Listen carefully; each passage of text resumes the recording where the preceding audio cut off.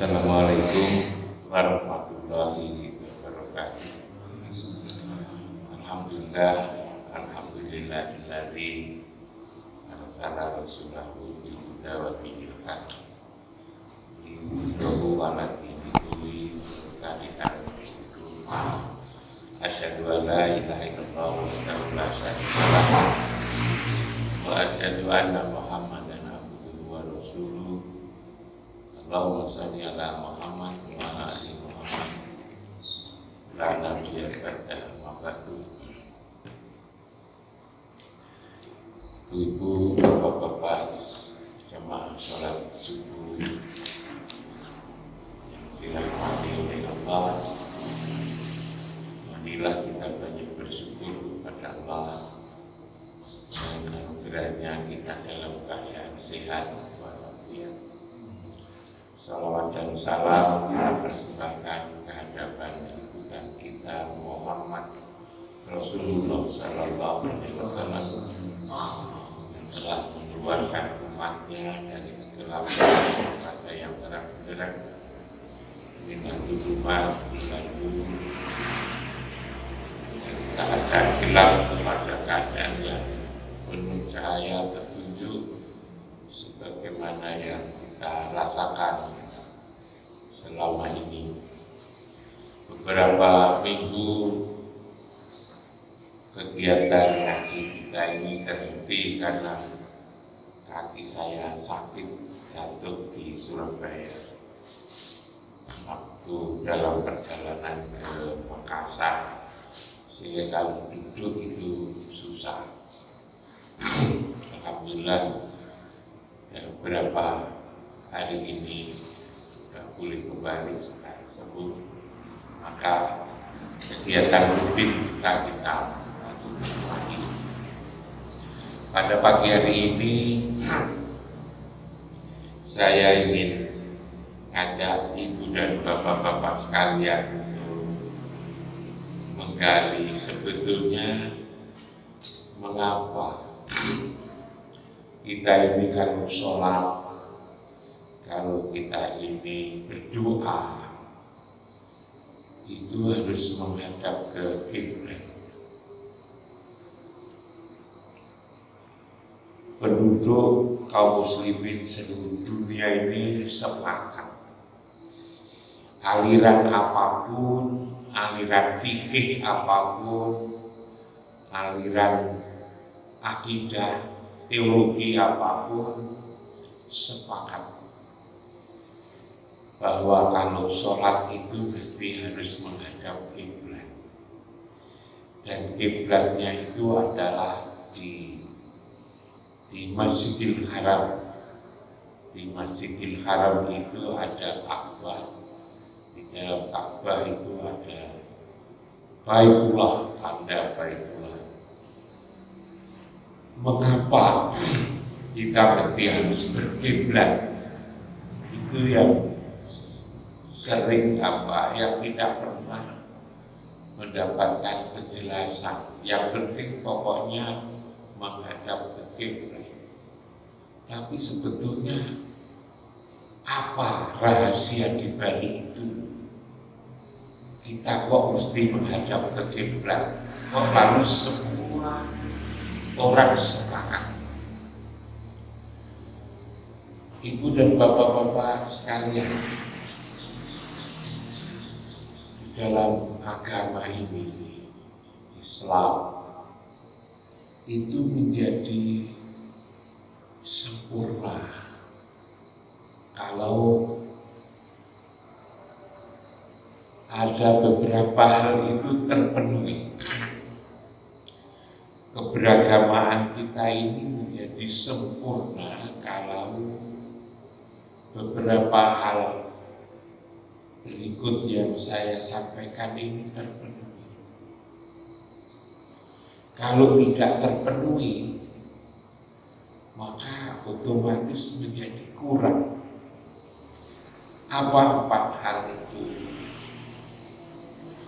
4 hal itu, yang pertama adalah kita ini harus tahu apa yang kita kerjakan. kita ini seharusnya mengetahui terhadap apa saja yang kita kerjakan itu harus tahu. Kita ini sebetulnya tidak boleh ikut-ikutan di dalam beragama ini. Jadi kalau kita ini harus menghadap ke kiblat, maka harus tahu mengapa kita ini kok menghadap ke kiblat. Kenapa kiblat kita itu kok di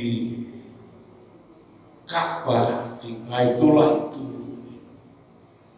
Yang kedua, agar kita sempurna, kalau kita itu tahu, maka harus mengerjakan, mengetahui. Kalau kita tahu, itu harus mengerjakan. Jangan sampai kita tahu lalu kemudian kita tidak mengerjakannya. Yang berikutnya, tatkala kita tidak tahu, maka harus bertanya. Kalau kita tidak tahu, tidak boleh diam. Umat Islam ini harus bertanya sampai itu tahu. Itulah sebabnya umat Islam itu diwajibkan untuk belajar terus-menerus dari ayunan sampai ke liang lahat. Itu di situ. Karena kita harus selalu mengejar pengetahuan. Yang keempat, agama kita itu menjadi tidak sempurna tatkala kita itu tidak suka kalau ada orang melakukan kebaikan. Agama kita itu menjadi tidak sempurna manakala kita ini tidak suka kalau ada orang lain melakukan kebaikan. Ini juga sebetulnya bukan pekerjaan gampang. Karena apa? Karena di dalam dada kita ini ada penyakit yang dinyatakan di dalam Al-Quran itu fi qulubihi maradun. Di dalam hati itu ada penyakit, fazadahumullahu marad. Dan Allah akan menambah penyakit itu. Jadi makin tua penyakit itu makin menjadi-jadi. Dan dengan berpenyakit itu, maka lalu kemudian kita punya iri, kita punya dengki. Dengki itu adalah tatkala orang mempunyai sesuatu, melaksanakan sesuatu, lalu kita tidak suka. Nah, inilah Bapak-bapak Ibu semuanya ada 4 hal itu yang tadi saya sebut. Kita itu harus tahu terhadap apa yang kita lakukan. Yang kedua, kita ini kalau tahu harus mengamalkan. Kalau tidak tahu harus belajar. Yang keempat itu kita tidak tidak boleh tidak suka kalau ada orang mengerjakan kebaikan. Karena itulah maka mengetahui kenapa kita menghadap ke kiblat itu menjadi penting. Karena apa? Karena itu sehari-hari kita laksanakan. Dan saya katakan tadi bahwa Ibu dan Bapak-bapak sekalian, soal kiblat ini tidak ada perbedaan pendapat. Umat Islam di seluruh dunia, orang-orang Indonesia, orang-orang Malaysia, Singapura, Brunei, Thailand itu menghadap ke barat. Semua menghadap ke barat. Orang-orang Rusia itu menghadap ke selatan, yang Muslim tentu itu. Negaranya itu negara yang tidak membolehkan orang beragama dulu. Tetapi sekarang ini sudah bebas. Itu menghadap ke selatan. Orang-orang Yaman itu menghadap ke utara. Orang-orang Inggris, orang-orang Perancis, orang Belanda, orang Belgia itu menghadap ke timur. Hanya orang Suriname yang mestinya itu menghadap ke timur, dia masih menghadap ke barat. Karena orang Suriname itu banyak orang Jawa yang dibawa oleh orang Belanda, dibawa ke Suriname. Karena waktu di rumah dulu itu ngadep barat, maka ketika di sana pun tetap ngotot diomongi kalau ngadep timur nggak gelem ngotot. Karena dulu nenek moyang saya itu menghadapnya ke barat, padahal dia sudah ke baratnya Ka'bah, disuruh menghadap ke timur tidak mau orang Suriname. Sekarang ini saja sudah mulai mau. Itu saya tahu karena duta besar Suriname itu orang Trenggalek. Duta besar Republik Indonesia untuk Suriname itu orang Trenggalek. Itu teman saya itu. Memang orang Jawa di sana itu banyak orang Jawa. Bahasanya pun juga bahasa Jawa. Jadi harus menghadap ke sini. Mengapa sebetulnya? Mengapa ini yang harus kita ketahui? Kita sholat itu sebetulnya ingin menyembah Allah. Kita sholat itu kan menyembah Allah, sembahyang dan sholat, menyembah Allah sebagai tanda syukur kita ini. Kita diwajibkan untuk menyembah Allah. Agama itu adalah selalu terkait dengan persembahan. Nah, ketika kita mau menyembah Allah, maka kita kan mesti harus menghadap kepada Allah.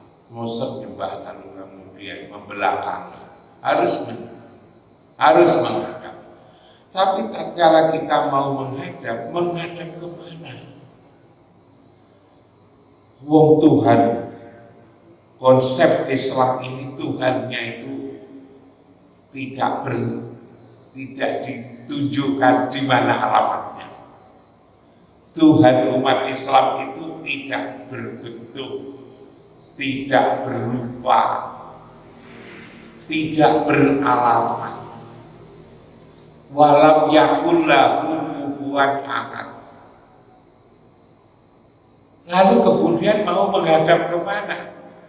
Yang kita sembah itu adalah tidak berbentuk, tidak berupa, tidak beralamat, tidak ada yang menyerupai, tidak ada sesuatu apapun yang menyerupainya. Namanya adalah Allah. Padahal kita juga tidak boleh menyembah nama. Kita mesti menyembah yang punya nama, yang bernama. Yang bernama Allah itu sebetulnya siapa? Bahkan ada yang mengatakan bahwa, disebutkan bahwa manakala seseorang menyembah nama tetapi tidak tahu siapa yang punya nama, maka adalah kafir. Man abda asma dunal makna faqad kafar. Siapa yang menyembah nama, menyebut nama tanpa tahu siapa yang punya nama, maka kafir.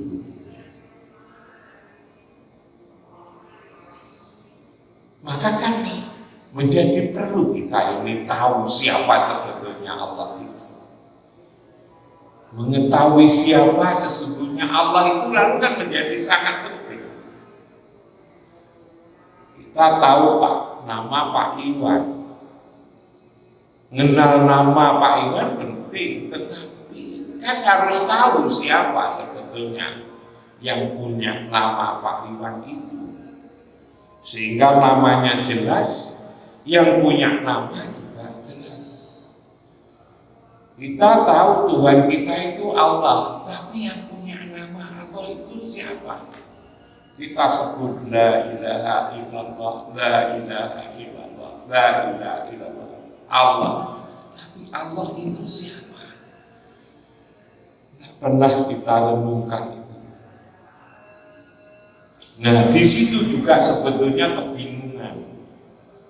Kita semua ini, semua sebetulnya bingung. Kalau gitu siapa? Maka juga harus jelas. Dikatakan bahwa arabtu rabbi bi rabbi. Aku mengenal Allah, aku mengenal Tuhan dengan Tuhan. Aku mengenal Pak Wandoyo dengan Pak Wandoyo. Aku mengenal Tuhan dengan Tuhan. Aku mengenal Pak Wandoyo itu dengan Pak Wandoyo. Pertanyaannya yang selalu dengan Pak Wandoyo siapa? Yang selalu dengan Pak Wandoyo itu Bu Wandoyo. Mengenal Pak Wandoyo susah. Tapi kalau Pak Wandoyo kan tidak susah untuk dikenal. Tapi umpama susah lalu mengenal siapa yang dengan Pak Wandoyo. Siapa? Bu Wandoyo. Nyari Pak Wandoyo susah, nyari yang dengan Pak Wandoyo siapa? Bu Wandoyo. Nyari Allah sulit, maka nyari yang dengan Tuhan. Yang dengan Tuhan itu siapa? Nah, dulu saya sampaikan yang selalu dengan Tuhan, yang selalu dengan Allah.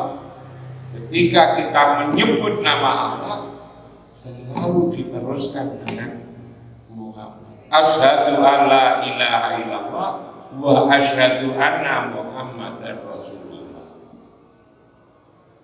Tatkala kita ngomong menyebut la ilaha illallah, la ilaha illallah Muhammadur Rasulullah. Kalau di mana-mana disebut ditulis ada tulisan Allah, di sebelahnya ada tulisan Muhammad. Muhammad itulah orang yang sangat disayang oleh Allah, yang selalu dengan Allah, yang selalu bersama Allah, yang selalu di sisi Allah. Karena itulah maka nyari Allah sulit, nyari yang dengan Allah, nyari yang bersama Allah, nyari yang di sisi Allah, nyari orang yang ketika nama Allah disebut, maka nama dia disebut. Siapa itu? Muhammad. Itu adalah Muhammad. Nyari Muhammad. Sekarang pertanyaannya adalah Muhammad ada di mana? Muhammad itu ada di mana? Muhammad itu jasadnya. Kalau masih punya roh namanya jasmani. Tapi kalau rohnya sudah dicabut maka namanya jasad. Jasad Muhammad anaknya Abdullah Aminah itu di mana? Semua orang tahu itu ada di Madinah. Itu di Masjid Nabawi, dimakamkan di sana. Karena itu semua orang kalau naik haji atau umroh itu selalu ziarah makam Rasulullah di Madinah, di Masjid Nabawi. Tapi Islam ini, Ibu dan Bapak sekalian, tidak terkonsentrasi kepada jasmani. Islam itu terkonsentrasi kepada yang rohani. Ruh. Nah, ruhnya ada di mana roh itu?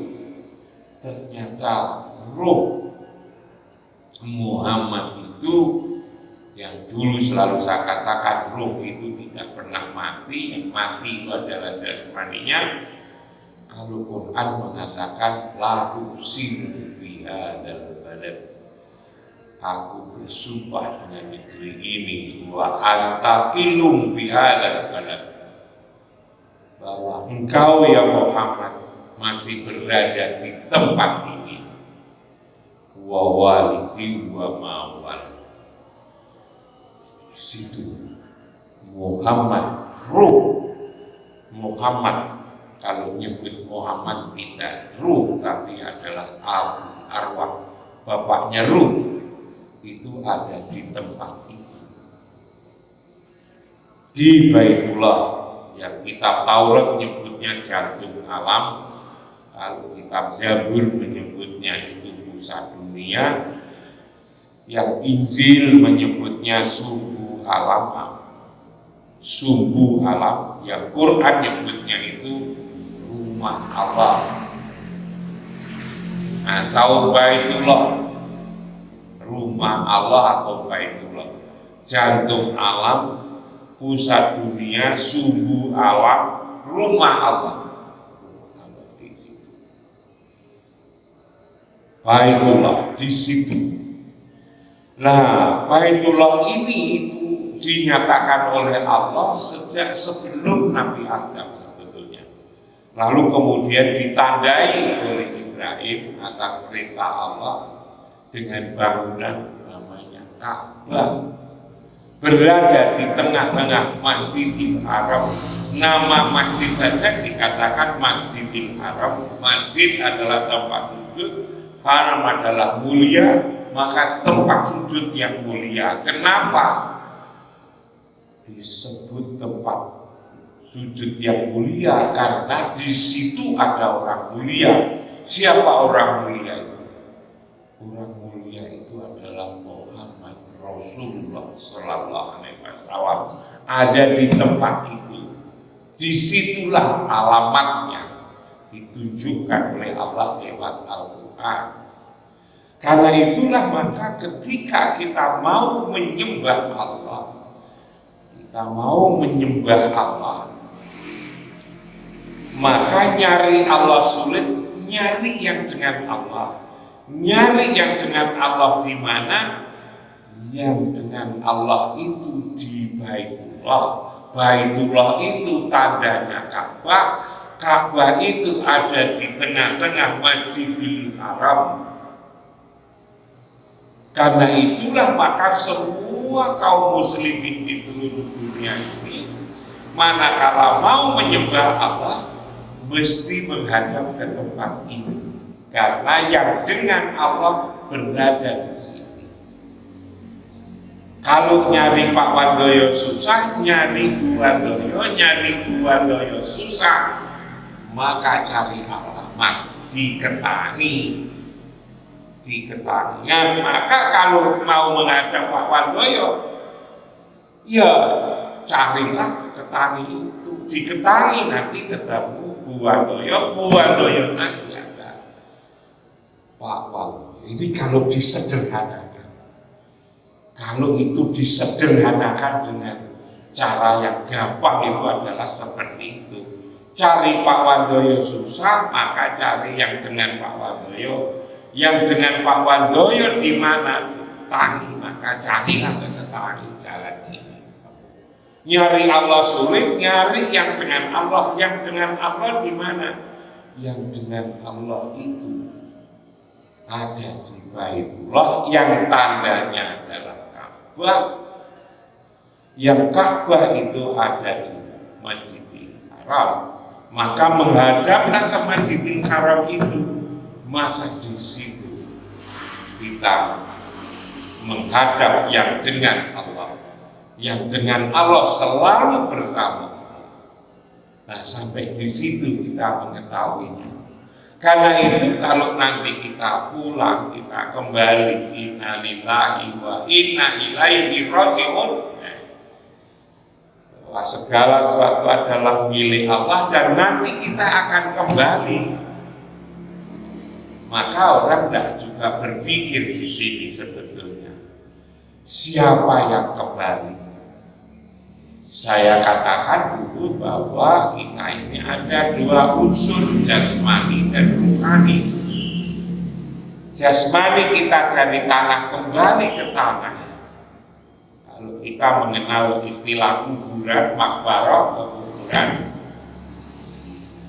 kembali ke kuburan, jasadnya Muhammad Ibn Abdillah kembali dimakamkan di Madinah, kembali ke tanah. Kita nanti dimakamkan di kuburan. Maka yang tersisa itu adalah roh kita yang nanti kembali kemana? Roh kita ini nanti.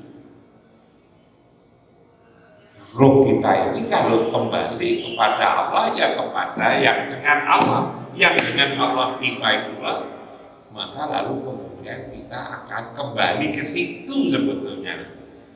Itulah sebabnya kita disuruh sholat 5 kali sehari semalam itu sebenarnya sudah kembali. Pak Wadoyo sudah kembali, Pak Rofik tadi kembali, Pak Iwan tadi kembali, saya tadi kembali sebetulnya.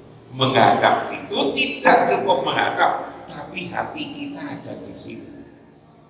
Hati kita di situ menjadi sangat penting karena apa? Karena wama, karena sholatul indal baiti, tidaklah sholat di tempat itu. Illa bukaan wa tasdiya, kecuali hanya bersiul-siul dan bertepuk tangan. Fadukul adaba bima kuntum taqulun. Nyembah Allah juga kepada kita datang ke tempat yang di situ ada dengan Allah. Muhammad menghadap ke situ karena di situ Muhammad selalu dengan Allah, bersama Allah, dicintai Allah. Tulisan saja itu ada Allah dan Muhammad, maka di situ ketemu. Itulah di dalam Al-Quran dikatakan wasta'inu bis-sabri was-shalah wa innaha lakabiratun illa 'alal khashi'in, bahwa mintalah kamu pertolongan dengan sholat, dengan sabar dan sholat, dan itu berat pekerjaan berat, kecuali orang-orang yang busuk. Siapa yang busuk ini? Yang busuk ini adalah alladzina yadunnuna annahum mulaqu rabbihim, adalah orang yang yakin bahwa dalam sholat itu ketemu Allah. Wa annahum ilaihi raji'un. Bagaimana ketemu Allah? Kita ketemu Allah tatkala kita merasa berada di tempat yang di situ ada Rasulullah Muhammad. Bapak-bapak, ibu tadi sholat menghadap ke Baitullah, maka di Baitullah di situ ada Rasulullah dengan Allah. Maka dengan hati kita tadi merasa berada di situ, maka artinya kita ketemu Allah tadi. Karena itulah kita lalu menjadi tenang, menjadi damai, menjadi sejuk, tidak galau karena kita baru ketemu. Hati kita baru di situ, dan kalau salah hati tidak di situ, maka fadukul adab bima kuntum taqulun. Ingat adab Allah begitu keras karena kamu menserikatkannya. Tempat yang tidak menserikatkan Allah hanya ada di tempat itu. Karena itu kalau siapa saja yang sholat, Bapak bisa tanya sendiri kepada kawan-kawan. Ibu-ibu bisa tanya, ngetes pada teman-teman, kalau kamu Allahu Akbar yang kamu ingat apa? Tanya aja. Atau dirasakan sendiri, ketika Allahu Akbar itu lalu yang diingat apa? Yang biasa dodol susu kediri, ya ingat susu kediri.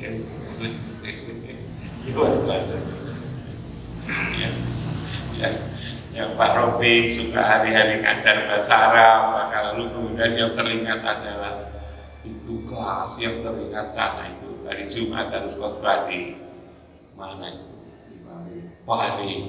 Jadi begitu Allahu Akbar yang diingat oleh Pak Rofik, daerah sana itu kampungnya, ingat bukunya, ingat ini, ingat anaknya, ingat ini, ingat corona, kan?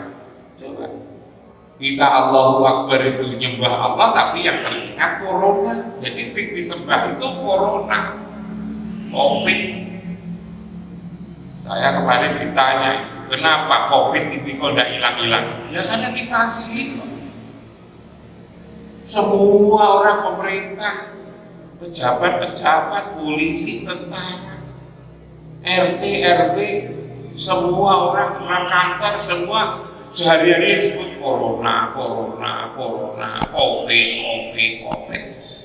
Ya karena disebut-sebut jadi senang, akhirnya ada lupa-lupa. Kita itu tidak usah lalu kemudian terlalu banyak ingat corona. Kita ini suruh ingat Allah. Allah, la ilaha illallah, la ilaha illallah, la ilaha illallah, Muhammad Rasulullah sallallahu alaihi wasallam. Disuruh untuk zikir, ingat Allah, ingat Muhammad.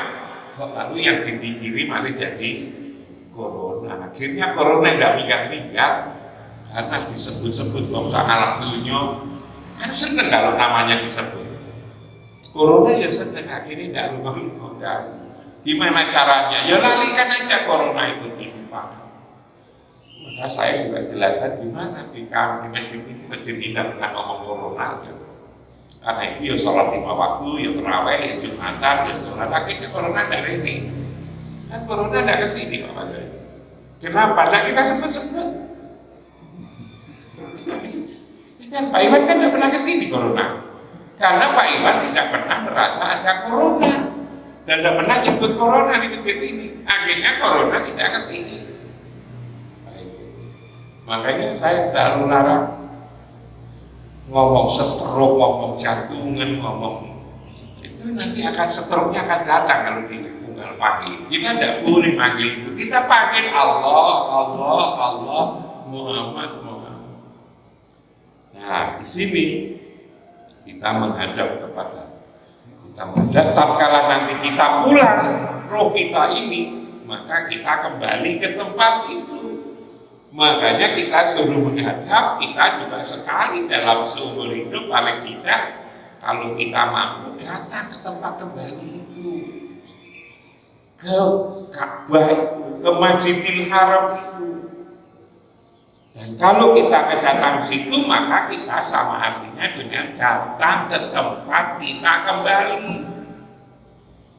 Jasmani kita kembali ke kuburan, rohani kita kembali ke tempat itu.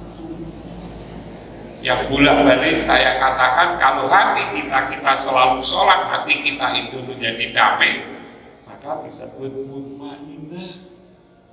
Kalau hati kita damai, maka lalu kemudian diseru dengan seruan yang indah, ya ayyatuhan nafsul mutmainnah, irji'i ila rabbiki radiyatan mardiyah, wadkhuli fi ibadi wadkhuli jannati. Itu di situ.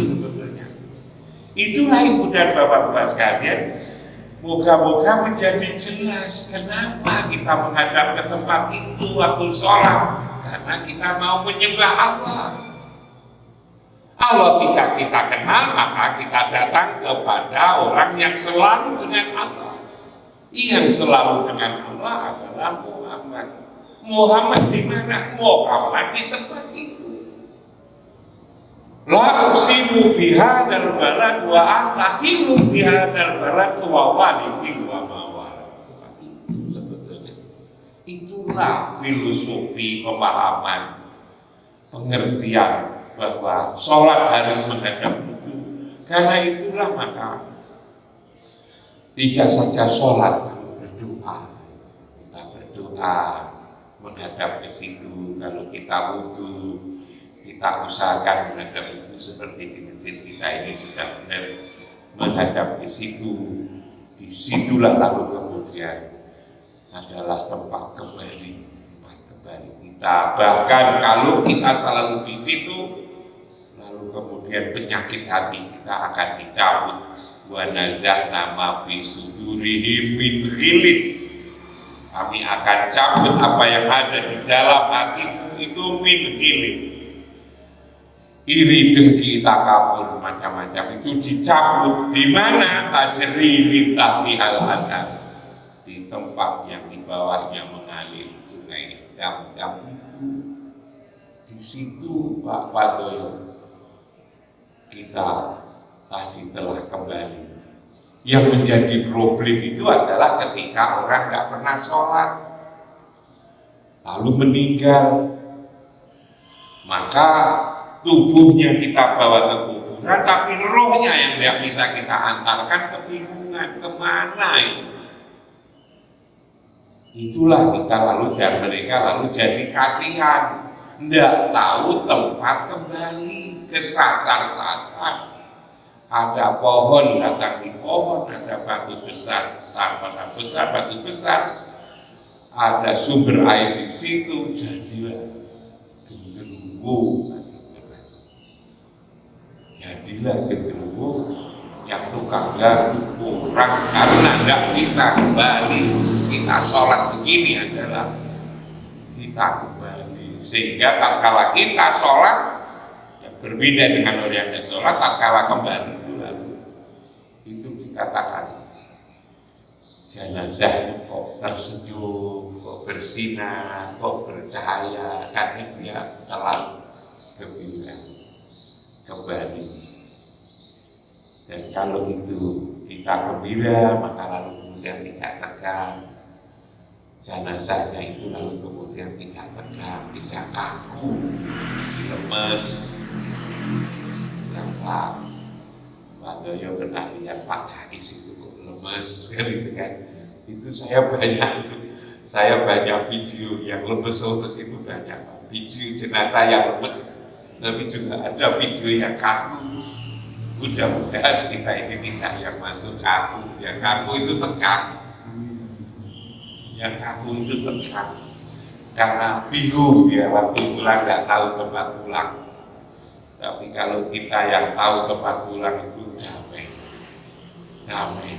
Ada corona juga tidak mikir kalau kita sudah tahu alamatnya. Sudah tahu alamatnya pulang. Yang penting kan innalillahi wa inna ilaihi raji'un.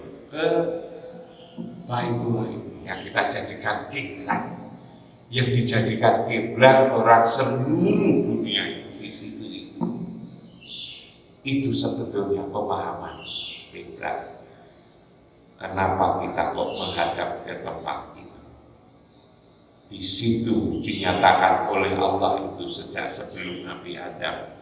Di Quran dikatakan inna awwala baiti wudi'a lin-nasi lalladzi bi Bakkah mubarokan dalil alam. Itu di situ.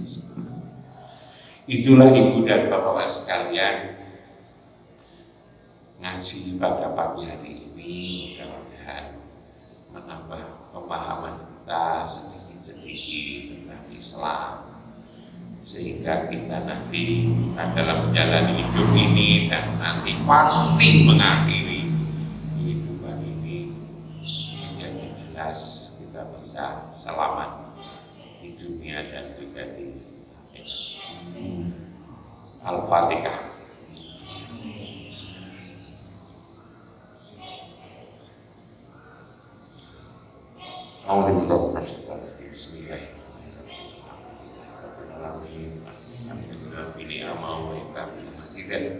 Ya Rabbana alhamdulillah Allahumma ja'alna kinana Nabi sallallahu alaihi wasallam wa islaman muslimin wa imanana imanan mu'minin wa sholatan fasih wa qiyamana wa sujudana wa amalana wa niyatana niatan mukhlisin Rabbana lana min azwajina wa dzurriyyatina qurrata a'yun waj'alna lil muttaqina Rabbana atina fid dunya hasanah wa fil akhirati hasanah wa qina adzabannar subhana rabbil izzati amma yasifun wa salamun alal mursalin walhamdulillahi rabbil alamin. Fatihah.